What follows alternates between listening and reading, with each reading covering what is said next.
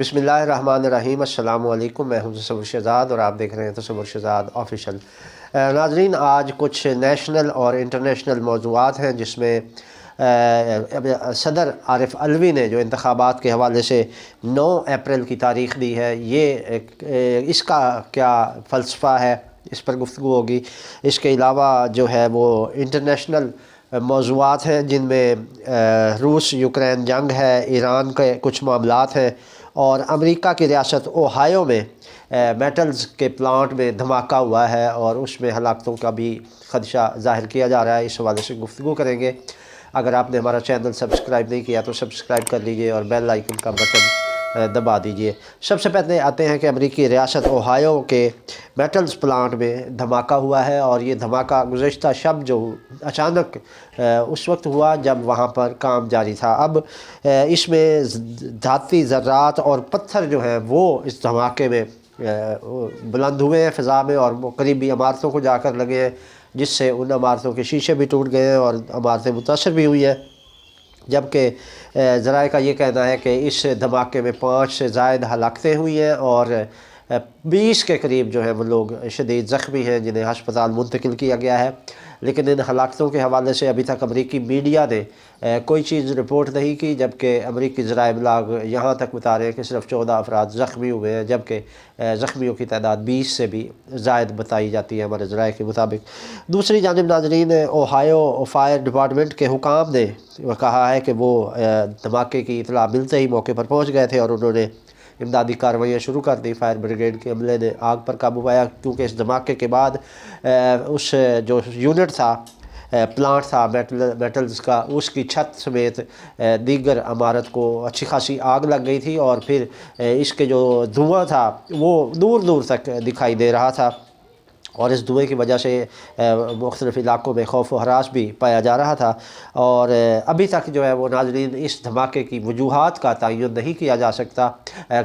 सका। अमरीकी तहकीकाती इदारे जो हैं वो मौके पर मौजूद हैं और तहकीकात कर रहे हैं और इस बात का अंदाज़ा लगाया जा रहा है कि आखिर इस यूनिट में ये धमाका क्यों हुआ है। ये कोई तखरीबी कार्रवाई है या अंदर कोई फ़ाल्ट हुआ है जिसकी वजह से ये धमाका हुआ। लेकिन बाज़ इतलात ये भी है कि यहाँ पर असलहा तैयार होता था, ये जो गोलियाँ और बारूद में गोलियाँ बनती हैं, बारूद में जो इस्तेमाल होती है गन्स की, और वो उनके जो शेल होते हैं वो खोल जिसको कहा जाता है वो भी यहाँ तैयार होते थे और उनकी फिलिंग भी इस यूनिट में होती थी और उस बारूद की वजह से कहा जाता है कि ये धमाका हुआ है और उससे ये जानी नुकसान की भी इतलात है और ज़ख्मियों की भी अच्छी खासी तादाद इस वक्त मुख्तलिफ़ अस्पतालों में मौजूद है। नाज़रीन, हमारा दूसरा जो मौजू था वो ये है कि अमरीकी अखबार न्यूयॉर्क टाइम ने रिपोर्ट दी है कि रूस के जदीद तरीन लड़ाका तैयारों की खेप जल्द ही ईरान पहुँचने वाली है। पिछले चंद माह में ईरानी हुकाम ने अवामी सतह पर 24 रूसी साख्ता Su-35 लड़ाका तैयारे ख़रीदने के बारे में बताया था। अब ये 24 तैयारे जो हैं वो रूस ने तैयार कर लिए हैं और बहुत जल्द जो ये खेप है वो ईरान पहुंच जाएगी। जबकि ईरान की जानिब से जो ड्रोन तैयारे हैं और मिज़ाइल वो रूस को फराहम किए जाएंगे और इस हवाले से इतलात ये हैं कि वो भी आज रात या कल जो है इसको वैसे खुफिया रखा गया है, किसी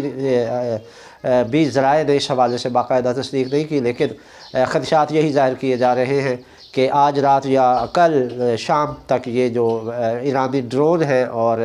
जो मिज़ाइल है वो रूस पहुंचा दिए जाएंगे। जबकि ये जो 24 रूसी साख्ता Su-35 तैयारे हैं ये ईरान के पास आ जाएंगे। नाज़रीन, ईरान के पास इन तैयारों के आने से ईरान का दिफा मज़ीद मजबूत हो जाएगा और उसकी जो टेक्नोलॉजी है वो दिफाई लिहाज से ईरान जो है वो काफ़ी हद तक मजबूत हो जाएगा। दूसरी तरफ ईरानी मीडिया ने कहा है कि ईगल 44 जो है वो बेस मुल्क का जो है वो अहम तरीन अस्करी अड्डा है। नाज़रीन, ये जो ईगल 44 बेस है ईरान का, ये ज़ेर ज़मीन है और आज तक किसी को ये पता नहीं है کہ یہ کہاں پر ہے، یعنی کوئی ملک امریکہ سمیت کسی بھی ملک کو اس اڈے کی اسپیسیفک لوکیشن کا علم نہیں ہو سکا۔ ایران نے اس کو اس انداز میں خفیہ رکھا ہوا ہے۔ گزشتہ کچھ عرصہ پہلے جو ہے وہ ایران نے اس ایئر بیس کی اپنی فوٹیجز جاری کی تھی، جس میں دکھایا گیا تھا کہ ان کے پاس میزائل اور دیگر طیارے جو ہیں وہ اس بیس میں موجود ہیں، اور میزائلوں کی ایک اچھی خاصی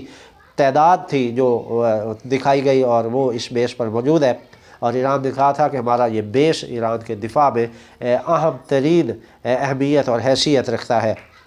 اس بیس کی تصویریں آنے کے بعد ایران دشمن قوتوں میں ایک لرزہ طاری تھا اور اس حوالے سے کافی تشویش پائی جا رہی تھی، اور اب وہ اس کوشش میں ہے کہ کہیں اس کو ٹریس کر کے اس کا سراغ لگا لیں، جس کے بعد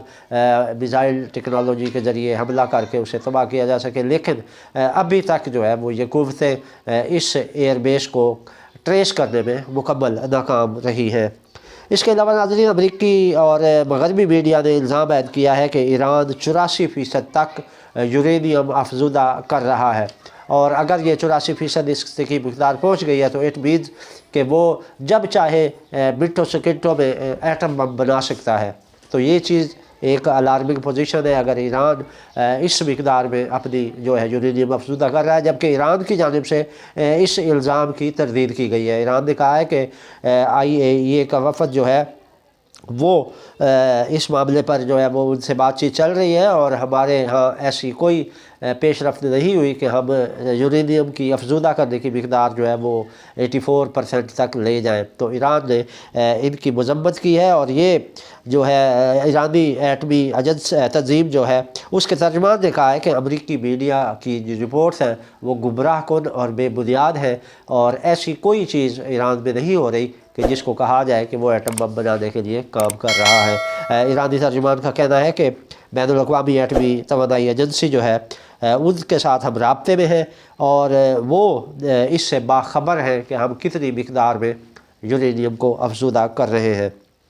اب ناظرین آتے ہیں پاکستان کی سیاست کی طرف۔ تو گزشتہ روز صدر مملکت ڈاکٹر عارف علوی نے الیکشن کروانے کی تاریخ کا اعلان کر دیا تھا۔ انہوں نے کہا کہ ابھی تک جو ہے حکومت کی جانب سے یہ اعلان ہونا چاہیے تھا، نگران سیٹ اپ دونوں صوبوں میں ہے، پنجاب میں بھی اور KPK میں بھی، مگر دونوں صوبوں میں جو نگران سیٹ اپ ہے انہوں نے ابھی تک اس حوالے سے تاریخ کا اعلان نہیں کیا۔ تو صدر عارف علوی نے کہا کہ اب میں بطور صدر مملکت ان الیکشن کے انعقاد کے حوالے سے تاریخ کا اعلان کر رہا ہوں، اور انہوں نے 9 اپریل کی تاریخ کا اعلان کیا کہ 2023 کے 9 اپریل کو یہ عام انتخابات دونوں صوبوں میں ہوں گے۔ ناظرین، یہ 9 اپریل کا انتخاب کیوں کیا گیا صدر مملکت نے؟ تو اس حوالے سے آپ کو بتاتے چلیں کہ یہ 9 اپریل وہ تاریخ ہے جب عمران خان کے خلاف تحریک عدم اعتماد کامیاب ہوئی تھی اور عمران خان کو اقتدار سے نکال دیا گیا تھا۔ اب صدر مملکت نے 9 اپریل کا انتخاب اسی لیے کیا ہے کہ اس دن اگر الیکشن ہو جاتے ہیں تو پھر عمران خان سے اسی تاریخ کو اقتدار میں واپس آنے کا دن ہوگا، اور یہ ایک جو ہے نا وہ نئی ایک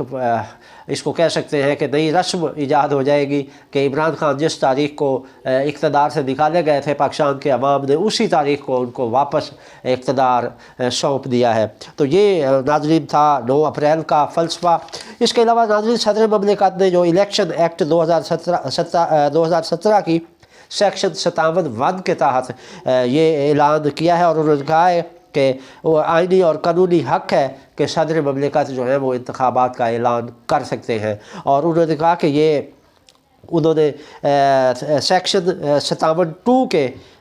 9 استعمال کرتے ہوئے پنجاب اور خیبر پختونخوا میں انتخابات کا پروگرام جاری کرنے کی ہدایت کی ہے، جس کے بعد سوالات پیدا ہونے لگے ہیں کہ آیا صدر مملکت صوبائی اسمبلیوں کے عام انتخابات کی تاریخ دینے کا اختیار رکھتے بھی ہیں یا نہیں۔ تو صدر کے اس اقدام کو کیسے کاؤنٹر کیا جائے، اس پر حکومتی حکام جو ہے وہ سر جوڑ کر بیٹھے ہوئے ہیں، اور اس پر مختلف تجاویز پر بھی غور کیا جا رہا ہے۔ بعض افراد نے یعنی سیاستدانوں نے یہ تجویز بھی دی ہے، حکمرانوں نے، کہ صدر کے خلاف مواخذے کی تحریک پیش کر دی جائے۔ بعض نے کہا ہے کہ آئینی طور پہ اس چیز کا جائزہ لیا جائے کہ کیا صدر یہ حکم دے سکتے ہیں، اور دوسرا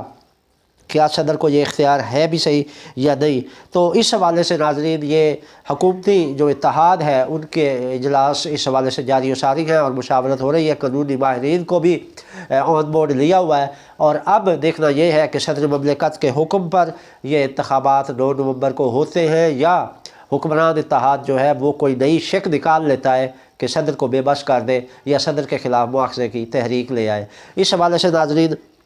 یہ صورتحال جو ہے وہ ابھی زیر غور ہے۔ اس کے علاوہ ناظرین ایک اہم جو موضوع تھا ہمارے پاس وہ یہ تھا کہ کل عمران خان لاہور ہائی کورٹ میں جب پیش ہوئے تو وہاں تحریک انصاف کے کارکنوں نے ایک شخص کو پکڑا تھا جو مسلح تھا اور اس کے پاس پسٹل اور کچھ گولیاں تھیں، تو کارکنوں نے اس سے وہ پسٹل چھین کر اسے پکڑ لیا، جبکہ جب وہ بندہ پکڑا گیا تو پولیس والے پہنچ گئے اور اس بندے کو پولیس والوں نے اپنی حراست میں لے لیا۔ بعد ازاں اس بندے کو رہا کر دیا گیا، یعنی پولیس والوں نے اس بندے کو وہاں سے بھگا دیا۔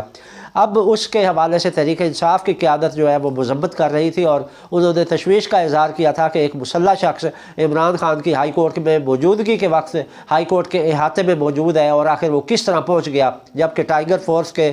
جن اہلکاروں نے اس بندے کو حراست میں لیا تھا انہوں نے بھی اس پر تشویش کا اظہار کیا کہ ہم نے بندہ پکڑ کر پولیس کے حوالے کیا ہے، پولیس اس کے خلاف کارروائی کرنے کی بجائے اسے رہا کر دیا تھا پولیس نے۔ تو اس پر تحریک انصاف کے حلقوں میں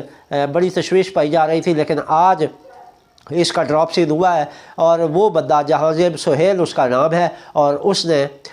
تھانے میں یہ درخواست دے دی ہے تحریک انصاف کے رہنماؤں کے خلاف کہ انہوں نے اس سے اسلحہ چھینا ہے اور اس کو تشدد کا بھی نشانہ بنایا ہے۔ جہانزیب سہیل نے یہ دعویٰ کیا ہے کہ وہ اسپیشل برانچ کا اہلکار ہے اور اسے ڈیوٹی پر مامور کیا گیا تھا لاہور ہائی کورٹ میں عمران خان کی پیشی کے موقع پر، اور وہ اپنے ڈیوٹی سر انجام دے رہا تھا کہ تحریک انصاف کے کارکنوں نے اسے پکڑ کر تشدد کا نشانہ بنایا اور اس سے سرکاری اسلحہ بھی چھین لیا۔ تو اس اہلکار جہانزیب سہیل کی مدعیت میں تحریک انصاف کے 5 نامزد اور 15 نامعلوم افراد کے خلاف مقدمہ درج کر لیا گیا ہے، اور یہ مقدمہ 6 مختلف دفعات کے تحت درج کیا گیا ہے۔ ناظرین اس میں حسان نیازی کو بھی نامزد کیا گیا اور ان کے ساتھ دیگر 4 کارکن بھی ہیں جن کو نامزد کیا گیا، جبکہ 15 دیگر نامعلوم افراد شامل ہیں، اور کہا جا رہا ہے کہ ان لوگوں نے کار سرکار میں مداخلت کی ہے۔ تو اس حوالے سے دیکھنا ہے کہ اب کیا نتیجہ سامنے آتا ہے۔ یہ تھی اب تک کی اپڈیٹ، تصور شہزاد کو اجازت دیجیے، اللہ نگہبان۔